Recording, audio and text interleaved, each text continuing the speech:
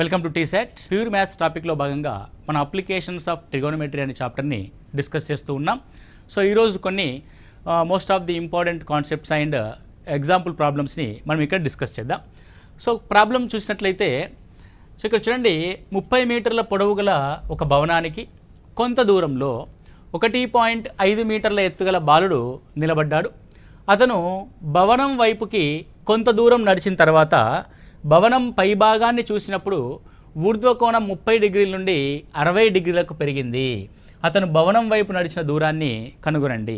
So గత క్లాస్లో మనము ఒకటే యాంగిల్లో ఉన్నప్పుడు ప్రాబ్లమ్స్ చేసాం. ఇప్పుడు 2 యాంగిల్స్ ఉన్నప్పుడు ప్రాబ్లం చేస్తున్నాం. అంటే అదే కాన్సెప్ట్లో యాంగిల్ అనేది మారింది. 30 డిగ్రీల నుంచి 60 డిగ్రీలకు యాంగిల్ అనేది మారింది. సో ఇప్పుడు చూడండి, ఇక్కడ భవనం ఉంది. ఇది భవనం యొక్క ఎత్తు ఎంత ఇచ్చాడు మనకి? 30 మీటర్ల పొడవు గల ఒక భవనం. సో కొంత దూరంలో 1.5 మీటర్ల ఎత్తుగల బాలుడు. చూడండి, అంటే గత క్లాస్లో మనకి అబ్జర్వర్కి ఎత్తు ఏమి తీసుకోలేదు, రైట్? కానీ ఇక్కడ అబ్జర్వర్ యొక్క ఎత్తుని మనం ఖచ్చితంగా కన్సిడర్ చేయాలి. సో అబ్జర్వర్ అనేవాడు ఇలా భూమి నుంచి కొంత దూరంలో నిలబడి ఉన్నాడు. అతని యొక్క ఎత్తు కూడా 1.5 మీటర్స్ ఉంది. మీరు బాగా జాగ్రత్తగా గమనించండి. సో 1.5 మీటర్స్ ఉన్నప్పుడు ఆ వ్యక్తి యొక్క కళ్ళు ఎక్కడ ఉంటాయి? ఇక్కడ ఉంటాయి, తలాలో, రైట్? సో మనం తీసుకోవాల్సింది ఇక్కడి నుంచి తీసుకోవాలి ట్రయాంగిల్ని. సో ఈ 1.5 మీటర్స్ని మనము నెగ్లెక్ట్ చేస్తాం, వదిలేస్తాం. కాబట్టి మిగిలిన భాగం యొక్క ఎత్తుని ఆధారంగా తీసుకునే మనం ప్రశ్న చేస్తాం. సో 30 మీటర్లలోంచి 1.5 మీటర్స్ తీసేస్తే మనం తీసుకోవాల్సిన భాగం ఎంత? 28.5 మీటర్లు. 30 మీటర్లు అన్నది ఈ మొత్తం యొక్క ఎత్తు, టోటల్ హైట్. ఓకే అండి, రైట్. ఇది ఫస్ట్ పాయింట్ మనం కన్సిడర్ చేయాలి. ఇప్పుడు భవనం యొక్క పై భాగాన్ని అబ్జర్వ్ చేస్తున్నాం. సో మొదటగా అబ్జర్వ్ చేసిన యాంగిల్ ఎంత అంటే 30 డిగ్రీల యాంగిల్. సో 30 డిగ్రీల కోణాన్ని అబ్జర్వ్ చేసినప్పుడు 30 డిగ్రీలకు ఎదురుగా ఏర్పడిన హైట్ 28.5. కాబట్టి టోటల్ డిస్టెన్స్, మొదటగా ఉన్న దూరం ఎంత అని ఒకసారి చూస్తే, సో మీరు అంటే ఫర్ ద కరెక్షన్, అంటే మీరు కన్ఫ్యూజ్ అవ్వకుండా ఉండాలంటే ఇలా రాసుకోండి. ట్రయాంగిల్ ఏబీసీని ఐడెంటిఫై చేయండి.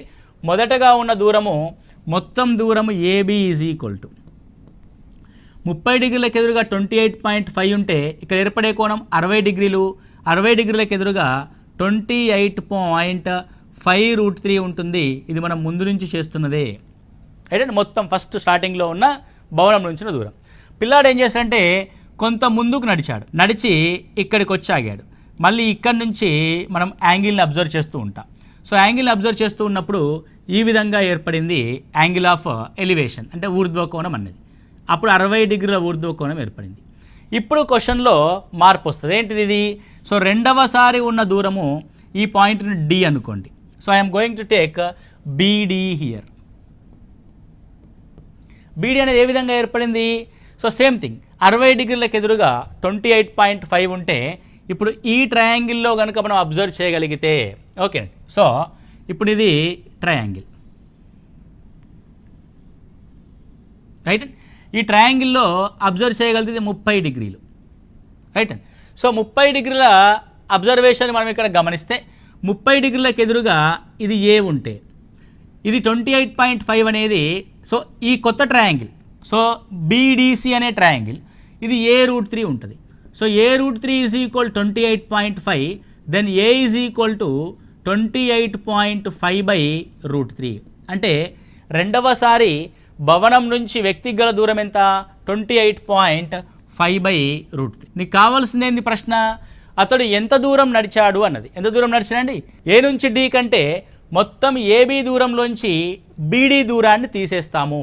కాబట్టి నడిచిన దూరము అని ఇక్కడ రాస్తే ఏంటిది? ఇక్కడ ఏబీలోంచి బీడీని తీసేస్తాం. AB minus BD that is equal to 28.5√3 minus 28.5/√3. Okay. So √3ని దీంతో మల్టిప్లై చేస్తే you will get /√3 here. So 28.5 into 3 minus 28.5. Okay. So 3 28.5లోంచి ఒక 28.5 పోతే, చిన్న రాశాను ఏమనుకోకండి, ఏం మిగులుతుందంటే ఫైనల్లీ నడిచిన దూరము D ఈజ్ ఈక్వల్ టు 2 × 28.5/√3 అవుతుంది. సో 28.5 ఇంటూ 2 అంటే అర్థం 57/√3. వెన్ వీ క్యాన్సిల్ విత్ 57, 3తో క్యాన్సిల్ చేసి √3 పెట్టుకోండి. 3 1s 3, 3 9s 27, 19√3. కాబట్టి వ్యక్తి నడిచిన దూరం ఎంత? సో వ్యక్తి నడిచిన దూరము 19√3. మీరు ఇక్కడ బాగా జాగ్రత్తగా అబ్జర్వ్ చేస్తే వ్యక్తి నడిచిన దూరం ఎంత ఉంది? 2 × 28.5/√3 ఉంది. 2 × 28.5/√3. 28.5 అనేది ఏంటిది? ఎత్తుకి సంబంధించిన అంశం. నేను దీన్ని ఆధారంగా చేసుకుని ఒక ట్రయాంగిల్ ఇక్కడ ఫామ్ చేయడానికి ప్రయత్నం చేస్తాను. చాలా జాగ్రత్తగా అబ్జర్వ్ చేయండి. సో ఇది హెచ్ ఎత్తు కలిగిన ఒక భవనం. ఈ భవనం నుంచి మనము అక్కడ హెచ్ అంటే మళ్ళీ మీరు 30 మీటర్లను కన్ఫ్యూజ్ అవ్వకండి. నేను దానికి రిఫ్లెక్ట్ అయ్యే విధంగా ఒక ఫార్ములాని క్రియేట్ చేస్తున్నాను ఇక్కడ. సో మొదటగా 30 డిగ్రీల కోణం చేస్తే, తర్వాత కొంత దూరం నడిచిన తర్వాత 60 డిగ్రీల కోణం చేస్తే, కొంత దూరం నడిచిన తర్వాత 60 డిగ్రీల కోణం చేస్తే, సో ఇక్కడ నడిచిన దూరము 30 నుంచి 60 డిగ్రీలకి మారడానికి పట్టిన దూరం ఎంత దూరం నడిచామండి? So 2 times of h/√3. 2h/√3. Right. Next one. So మిగిలిన దూరము అంటే 2h/√3 నడిస్తే మనకి 60 డిగ్రీల కోణంగా మారిపోతాం. 60 డిగ్రీల నుంచి భవనాన్ని చేరడానికి, లేదంటే 60 డిగ్రీల స్థానం నుంచి భవనము గల దూరము h/√3. భవనం గల దూరం ఎంత? h/√3. సో మొత్తం దూరము అంటే మొదటి స్థానంలో 30 డిగ్రీలకి భవనం నుంచి గల దూరము, దట్ ఈజ్ h√3. క్లియర్ అండి? హెచ్లు ఉన్నాయని చెప్పేసి మీరు బాగా కన్ఫ్యూజ్ అవ్వకండి. Very simple. హైట్ హెచ్ అయినప్పుడు 30 డిగ్రీల నుంచి 60 డిగ్రీలకు మారడానికి ప్రయాణం చేయవలసిన దూరము 2h/√3. 2h/√3. అదేవిధంగా 60 డిగ్రీలు ఏర్పడిన కోణం యొక్క స్థానం నుంచి భవనానికి గల దూరము h/√3. మొదటి స్థానం నుంచి భవనానికి గల దూరము h√3. మొదటి స్థానం నుంచి భవనానికి గల దూరం ఎంత? h√3 అవుతుంది. దీన్నే మనము ఇంకొక రకంగా చూద్దాం. Right and. సో ఒక వ్యక్తి 30 డిగ్రీల ఊర్ధ్వ కోణంతో భవనం యొక్క చివరి కొనని అబ్జర్వ్ చేస్తూ ఉన్నాడు. అతను డి దూరము నడిచిన తర్వాత తన యొక్క ఊర్ధ్వ కోణము 60 డిగ్రీలుగా మారింది. అతని యొక్క ఊర్ధ్వ కోణము 60 డిగ్రీలుగా మారింది. అయినా మిగిలిన దూరము అంటే భవనాన్ని చేరడానికి ఇంకా ఎంత దూరము ప్రయాణం చేయాలి? చూడండి, 2h/√3కి ఇక్కడ ఏమైంది? h/√3 అయింది. ఇది 28.5/√3. ఇది 2 × 28.5/√3. అంటే ఇది డబల్ ఉంటే ఇది సింగిల్ అయింది. అంటే అర్థం ఇక్కడ, సో డి దూరం కాబట్టి మిగిలిన దూరం ఏమవుద్ది? d/2 అవుద్ది. మిగిలిన దూరం ఏమవుద్దండి? d/2 అవుద్ది. సో డీని బేస్ చేసుకుని, అంటే ఎంత దూరం నడిచాము అనే దాన్ని బేస్ చేసుకొని వాల్యూస్ అన్ని రాస్తున్నాం.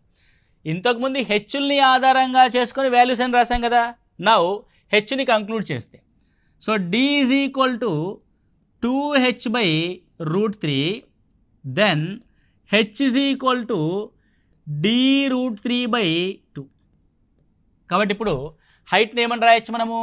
d√3/2గా రాయొచ్చు. అంటే ఇక్కడ నేనేం చెప్తున్నా అంటే, ఒక వ్యక్తి మొదటగా కొంత ఎత్తైన స్తంభాన్ని 30 డిగ్రీల ఊర్ధ్వకోణంతో అబ్జర్వ్ చేశాడు. అక్కడి నుంచి అతను డి దూరం నడిచి 60 డిగ్రీల ఊర్ధ్వకోణాన్ని చేస్తే మిగిలిన దూరం ఎంత అని అంటే డీలో సగం, d/2. మరి దాని యొక్క ఎత్తు ఎంత? d యొక్క √3కి /2. Okay, clear? మొత్తం ఎవ్రీథింగ్ మనం ఈ ట్రయాంగిల్లో జస్టిఫై చేసాం. రైట్. సో ఇలాంటిది ఎప్పుడైనా వచ్చినప్పుడు మళ్ళీ ఒకసారి డిస్కస్ చేద్దాం. సో 20 మీటర్ల పొడవు గల ఒక భవనం పైనున్న ట్రాన్స్మిషన్ టవర్ యొక్క అడుగు భాగము మరియు పై భాగాల్ని వరుసగా 45 డిగ్రీలు 60 డిగ్రీల ఊర్ధ్వ కోణాలతో నేలపై ఉన్న ఒక బిందువు నుండి చూస్తే టవర్ యొక్క ఎత్తుని కనుగొనండి. ఇక్కడ ఏమంటున్నాడంటే ఒక 20 మీటర్ల ఎత్తుగల భవనం ఉంది. ఒక 20 మీటర్ల ఎత్తుగల భవనం ఉంది. ఈ 20 మీటర్ల ఎత్తుగల భవనము పైన ఒక టవర్ ఉంది. టవర్ యొక్క హైట్ మనకు తెలియదు. ఇది టవర్ ఉంది, రైట్. సో మొదటగా ఏం చేస్తారంటే టవర్ యొక్క అడుగు భాగము, సో టవర్ నుంచి కొంత దూరంలో టవర్ యొక్క అడుగు భాగాన్ని అబ్జర్వ్ చేస్తే ఫస్ట్ లైన్ తీసుకోండి. టవర్ యొక్క అడుగు భాగము 45 డిగ్రీల కోణం చేస్తుంది. ఇది 45 డిగ్రీస్ కోణం చేస్తుంది. 45 డిగ్రీలు కాబట్టి ఇక్కడ కూడా 45 డిగ్రీలే. సో 45 డిగ్రీలకు ఎదురుగా 20 మీటర్ల హైట్ ఉంది కాబట్టి 45 డిగ్రీలకు 20 మీటర్ల హైట్ ఉంటుంది. సింపుల్. అంటే వాడు ఫస్ట్ ఆ భవనం నుంచి 20 మీటర్ల దూరంలో 45 డిగ్రీలకు ఎదురుగా 20 మీటర్లు ఉంది కాబట్టి ఏ 40 డిగ్రీలకు ఎదురుగా అయినా సరే 20 మీటర్ల దూరమే ఉంటుంది. కాబట్టి భవనం యొక్క ఎత్తు 20 మీటర్లు కాబట్టి ఇక్కడ భవనం నుంచి గల దూరం కూడా 20 మీటర్లే అవుతుంది, రైట్ అండి. ఈసారి ఏం చేసామంటే మనము టవర్ యొక్క పై భాగాన్ని అబ్జర్వ్ చేసాం. 60 డిగ్రీల ఊర్ధ్వ కోణం చేసాం. అంటే ఇప్పుడు కొత్తగా ఏర్పడిన కోణం ఎంత అంటే 60 డిగ్రీల ఊర్ధ్వ కోణం, రైట్ అండి. Now I am taking the triangle, the whole triangle ఇది. సో హోల్ ట్రయాంగిల్ ఇక్కడ 30 డిగ్రీలు ఏర్పడుతుంది. సో జాగ్రత్తగా గమనించండి, 30 డిగ్రీలకు ఎదురుగా ఉన్న వాల్యూ ఎంత? 20 మీటర్లు. 60 డిగ్రీలకు ఎదురుగా ఉండే మొత్తం వాల్యూ ఎంత? 30 డిగ్రీలకు ఎంతైతే ఉంటుందో 60 డిగ్రీలకు ఎదురుగా అంతకు a√3 ఉంటుంది. కాబట్టి that value is equal to 20√3. దేని యొక్క వాల్యూ? భవనం ప్లస్ టవర్. కాబట్టి ఇది రెండింటి యొక్క విలువ. ఏంటిది? భవనం ప్లస్ టవర్, ఆ రెండింటి యొక్క ఎత్తుల మొత్తము 20√3. అందులో ఆల్రెడీ భవనం యొక్క ఎత్తుంది 20 మీటర్లు అని, కాబట్టి ఓన్లీ టవర్ యొక్క ఎత్తు ఈజ్ ఈక్వల్ టు 20√3లోంచి 20 మీటర్స్ని తీసేయండి. దట్ ఈజ్ ఈక్వల్ టు 20ని తీసేస్తే √3 - 1 మీటర్స్. 20 of √3 - 1 metres. అంటే ఫస్ట్ అడుగు భాగాన్ని పరిశీలించిన ట్రయాంగిల్ని అనాలిసిస్ చేస్తే టవర్ నుంచి ఎంత దూరంలో ఉన్నామో తెలుస్తుంది. తర్వాత టవర్ యొక్క పై భాగాన్ని అనాలిసిస్ చేస్తే మొత్తం టవర్ మరియు భవనం యొక్క రెండు ఎత్తులు వచ్చాయి.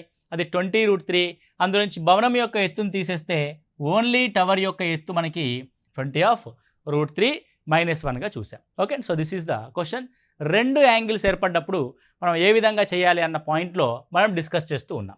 ఓకే, నెక్స్ట్ క్వశ్చన్ చూస్తే ఒక టవర్ అడుగు భాగం నుండి దగ్గరలోని భవనం పై భాగము 30 డిగ్రీల ఊర్ధ్వ కోణము మరియు భవనం అడుగు భాగం నుండి టవర్ పై భాగము 60 డిగ్రీల ఊర్ధ్వ కోణం చేస్తుంది.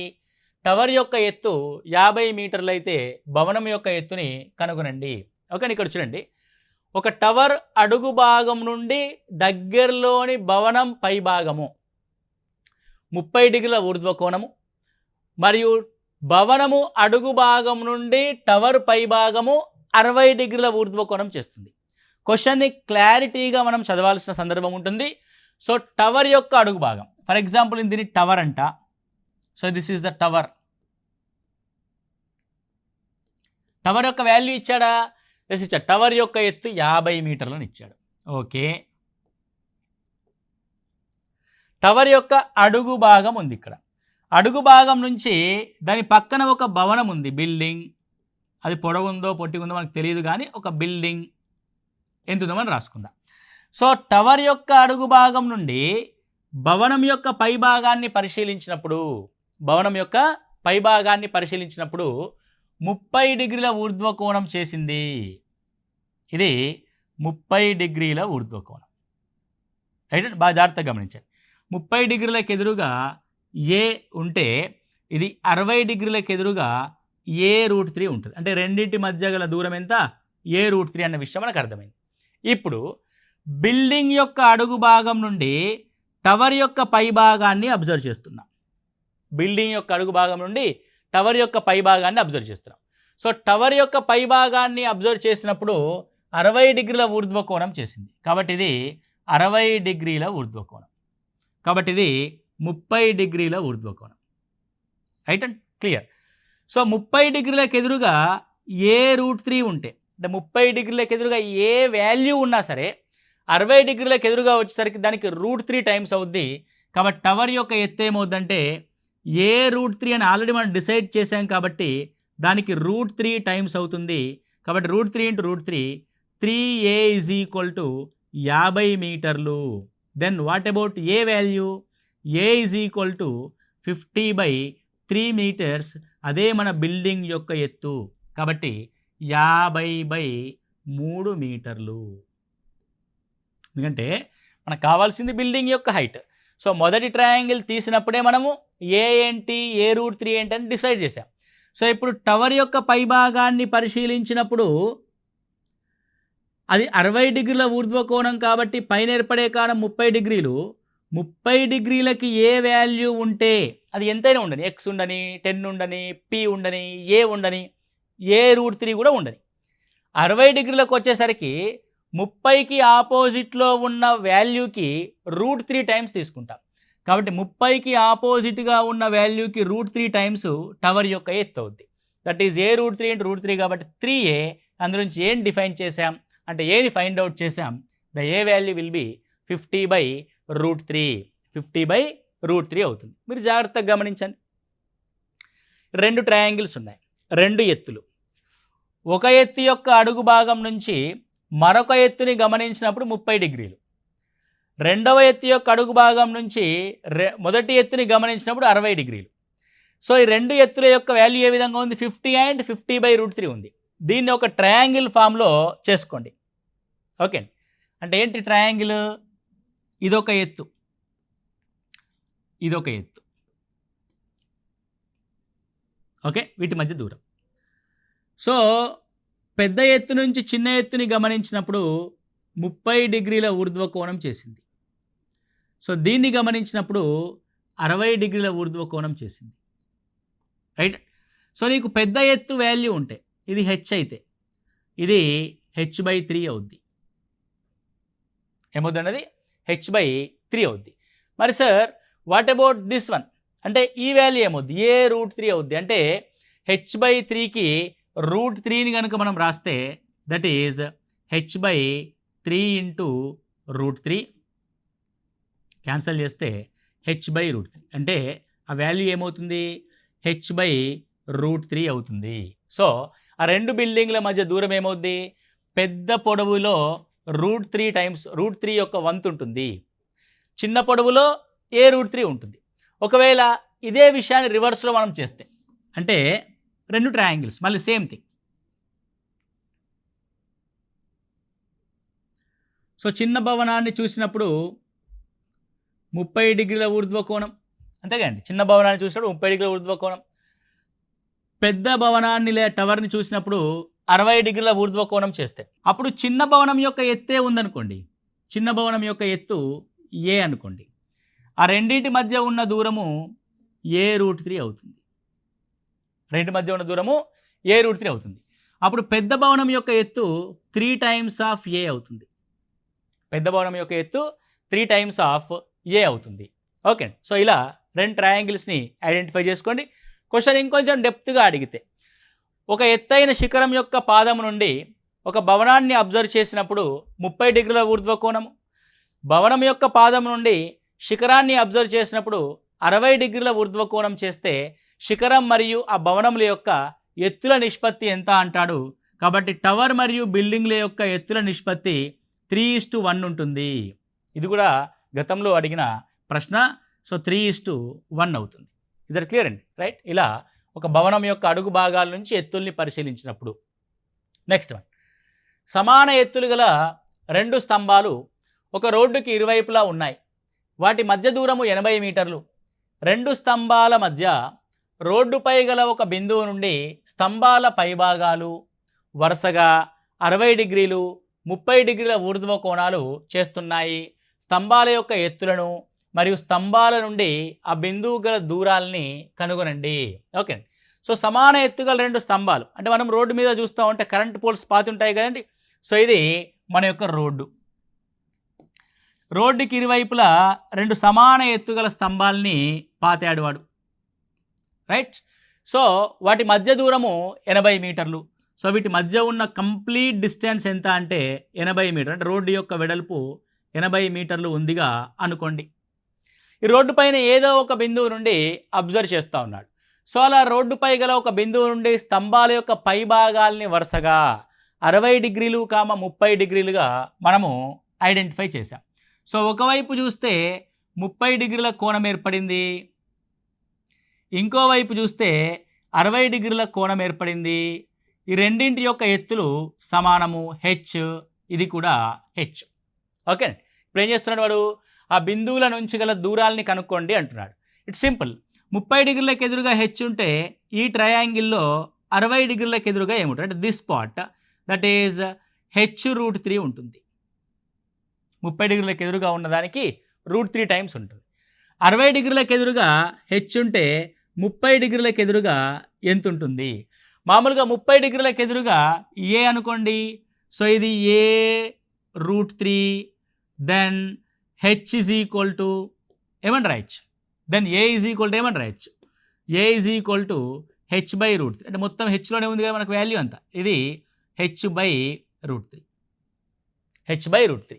సో ఇక్కడ చూడండి, ఒకటేమో h√3 దూరంలో ఉంది, మరొకటేమో h/√3 దూరంలో ఉంది. మొత్తం మధ్యలో ఉన్న దూరము 80 మీటర్లు.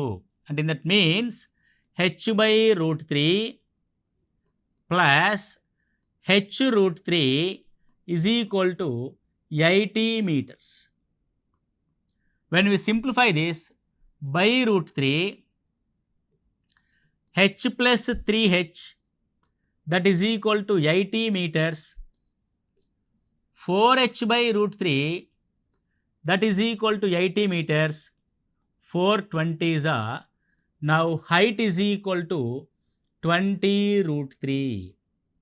Okay, so h is equal to 20√3.